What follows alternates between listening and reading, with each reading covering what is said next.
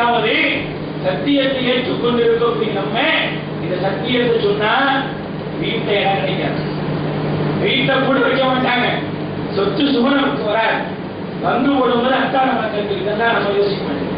யோசிக்கிறோமா இல்லையா? இதார்த்த நிலை பாருங்க. எல்லாத்தையும் யோசிச்சு சொல்றதை அப்படியே அமைக்க வச்சிருக்கோம். அப்ப நம்ம என்ன செய்யணும்? ஒரு பொம்மையா நிக்க வைங்க, எல்லா அனாச்சாரமும் நடக்கும். நான் இங்கே ஒரு பொம்மை, சத்தியத்தை தெரிந்த ஒரு பொம்மையாக நினைக்கிறேன். அதான் அவங்க விரும்பவே இல்லை. அந்த வாலிபர்கள் இருக்கிறாங்களே அதை விரும்பல. உள்ளத்தில் அல்லாஹ் தஆலா கொடுத்த உறுதி இருக்கா இல்லையா? அந்த உறுதி எந்த அளவில் உறுதியாக இருந்ததையானால், நாம் அரசருக்கு முன்னால் சொன்னோமையானால் அரசன் நம்மை கொன்று விடுவார் என்ற பயம் நம்முடைய உள்ளத்தில் இல்லை. இதனால் நம்முடைய குடும்பங்கள் நம்மை நிறுத்தி விடுவா என்ற கவலை அவருடைய உள்ளத்தில் இல்லை. இது எதுவுமே இல்லாமத்தான் அல்லாஹ் என்ற ஒரே ஒரு ஏகத்துவ ஜோதியோடு உள்ள போயிருக்கிறான். அப்படிப்பட்ட ஈமானிய உறுதி அதுல ஒரு பங்காவது நமக்கு இருக்கான்னு கொஞ்சம் யோசிக்கணும். எல்லா வரலாறுகளை சொல்கின்றாரே, ஆனால் இந்த வரலாறு யாருக்கு சொல்லப்பட்டது தெரியுமா? எப்ப இறங்குதுங்க? இது மக்கா நகரில் இறங்குது. மக்காவில் உள்ளவர்களுக்கு இந்த வரலாறு அல்லாஹ் எடுத்துக்காட்டாக சொன்னாங்க. யாருக்கு எடுத்துக்காட்டு? அல்லாஹ்வுடைய தூதர் சஹாபாக்கள். எந்த சஹாபாக்கள் எல்லாம் அல்லாஹ்வை ஏற்றுக்கொண்டு சத்தியத்தை சொல்லி அடியும் உதையும் வாங்கிக் கொண்டிருந்தார்களோ அவர்களுக்கு அல்லாஹ் தஆலா சொன்னான், நீங்க பெருசில்ல, உங்களுக்கு இவ்வளவு பேர் இருக்கிறீங்க, இதை விட சொற்பமானவர்களுக்கு இருந்தாங்க பாருங்க. இங்க ஒரு 100 பேர் இருந்தாங்க இல்லையா மக்கால? அது கூட இல்லை, உங்க அளவு இல்லாத அதை விட சொற்பமானவர்கள். அவங்கள்ட்ட எப்படி ஈமான் இருந்துச்சு பாருங்க. என்று சொன்னாங்க, அல்லாஹ் தான் எங்களுடைய இறைவன். வரவச்சனா அலா குலூபிஹிம் இத காமு ஃபகாலு ரப்புனா ரப்புஸ் ஸமாவாதி வல் அர்த் லன் நதுஉ மின் துனிஹி. அவனை அன்றி வேறு யாரையும் எதையும் நாங்கள் வணங்க மாட்டோம் சொல்லிட்டு அடுத்து சொன்னாங்க, லகத் குல்னா இதன் ஷததா.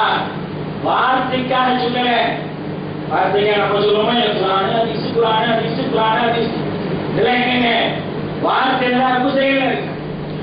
ஆனா இவங்க சொல்றாங்க லகத் குல்னா இதன் ஷததா. அவங்க சொல்லிட்டு சொல்றாங்க, இதை நாங்கள் உறுதியான நிலையில சொல்றோம், இதே நாங்கள் எங்களுடைய உள்ளங்களிலே வலுப்படுத்தினோம் என்று சொல்றோம்.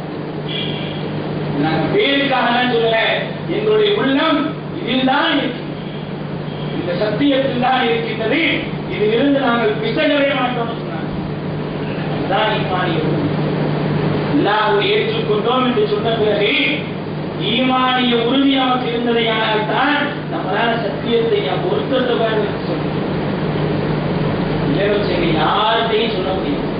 சத்தியம் தெரிந்தாலும் அதை மறைத்தவர்களாக, சொல்வதற்கு தகுதி இல்லாதவர்களாக, அதை விட கேவலம் எதுவுமே இல்லை. ஒரு சத்தியம் ஒருவருக்கு தெரிந்து விட்டதையானால் அவர் அடுத்த நிலைக்கே போகிறார். அல்லாஹ்வுடைய தூதரை சொல்லி விதமாக சொல்றாங்க, வல்லிஹு அன்னி வலவ் ஆயா. வல்லிஹு அன்னி வலவ் ஆயா. எவர் ஒருவர் அல்லாஹ்வுடைய ஒரு செய்தியை தெரிந்து விட்டாரோ, அந்த செய்தியை தன்னுடைய வாழ்க்கையில நடைமுறைப்படுத்த வந்துட்டாரோ, அவருக்கு அடுத்த கடமை என்னவாயிருது? அதை எடுத்து சொல்லக்கூடிய கடமையா இருக்கும். அவருக்கு அந்த கடமை வந்தது, எடுத்து சொல்லியார். அல்லாஹ்வுடைய தூதர் ஸல்லல்லாஹு அலைஹி வஸல்லம் சொன்னாங்க, ஹஜ்ஜத்துல் விதால எல்லாரையும் கூப்பிட்டு உபதேசம் பண்றாங்க. உபதேசம் பண்ணிட்டு அவங்களுக்குரிய கடமையை வழங்குறாங்க. பல்லிகு ஷாஹிதுல் காயிப். யாரெல்லாம் இங்கே வந்திருக்கிறீங்களோ வந்தவர்கள் வராதவர்களுக்கு எடுத்து சொல்லிருங்க. உங்களுக்கு கடமையாயிருச்சு, கேட்ட உடனே உங்களுக்கு கடமையாயிருச்சு. அல் காயிபு அவ்வானி சாமியின். நீங்கள் யாரிடத்தில் எடுத்து சொல்கிறீர்களோ அவர்கள் உங்களை விட மேன்மையானவர்களாக இருக்கலாம், அதனால் அவரிடத்தில் நீங்கள் சொல்லிவிடுங்கள். சொன்ன சஹாபாக்கள் என்ன பண்ணாங்க? அவங்க அப்படியே செயல்படுத்துறவங்க இல்ல.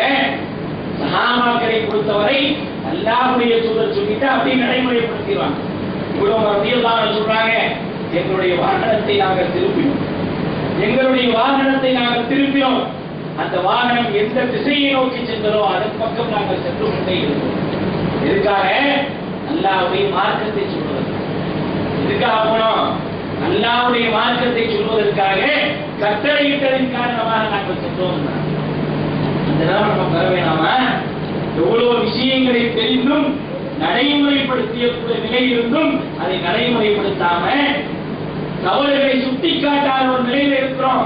உள்ளத்தில் ஈமான் இல்லை, உள்ளத்தில் உறுதியா இல்லை.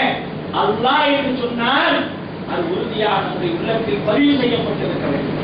அல்லாஹ்வுடைய மார்க்கம் என்று சொன்னால் அது நம்முடைய உள்ளத்திலே பதிவு செய்யப்பட்டிருக்கும். பதிவு செய்யப்பட்டிருந்தது ஆனால் தான் அது உறுதியான உள்ளம். உறுதியா இருக்கிறேன் சொல்லுவாரு. ஒரு கல்யாணத்துல கவுத்துருவார், ஒரே ஒரு கல்யாணம் தான் கவுத்துருவார். முடிஞ்சு போச்சு. என்ன செய்யறதுங்க? ஊரை பார்க்கணும், உலகத்தை பார்க்கணும். எங்க அத்தா சொன்னாங்க, அம்மா சொன்னாங்க, என்னால ஒண்ணுமே பண்ண முடியல. நிர்பந்தம் தான். நிர்பந்தம்னாலே என்னன்னு தெரியாதவங்க. நிர்பந்தம்னா என்ன? நிர்பந்தத்திற்கு அளவுகளே இல்லாம போச்சு. நிர்பந்தத்துல மார்க்க ஒண்ணு சொல்ல, நிர்பந்தம் தான் பண்டிகை எப்படி சாப்பிடலாம்னு சொல்லியிருக்காங்கல்ல, எனக்கு நிர்பந்தம். இந்த அளவுக்கு நிர்பந்தம் வந்துச்சு.